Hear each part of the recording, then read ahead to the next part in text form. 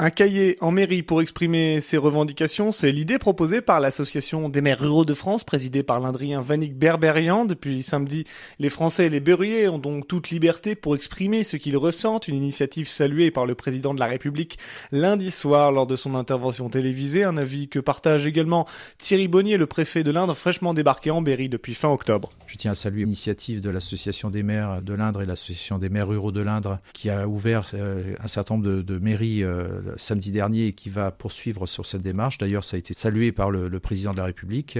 Je m'en suis entretenu avec Vanik Berberian notamment qui a été aussi à l'initiative de cette démarche. J'apprécie particulièrement parce qu'il est important aussi qu'on puisse, à travers ces démarches, entendre et prendre en compte les gens qui ne s'expriment pas.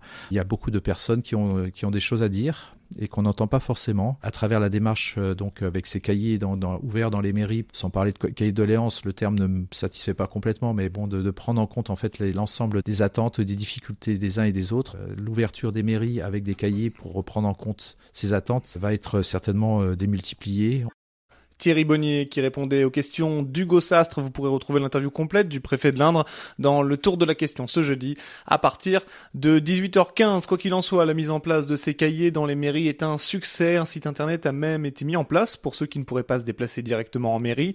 3 revendications principales se détachent pour l'instant. Le pouvoir d'achat, une plus grande justice sociale et un sentiment de négligence vis-à-vis des territoires ruraux, selon Vanik Berberian, le président de l'Association des maires ruraux de France et maire de Gargilès d'Ampierre dans l'Indre. Ce sentiment est également partagé par les maires qui sont ravis qu'Emmanuel Macron ait annoncé qu'il souhaite les rencontrer. Vanik Berberian espère ainsi que les communes retrouveront de l'importance. C'est un combat que nous menons depuis longtemps, surtout dans le contexte où l'intercommunalité a pris de plus en plus de poids, avec de notre point de vue une forme de dévoiement de l'intercommunalité, c'est-à-dire qu'à l'origine l'intercommunalité a été conçue pour être un outil au service des communes, une forme de coopération entre communes, et puis au fil du temps, cette communauté de communes a été imaginée comme étant un espace qui pouvait à terme remplacer la commune.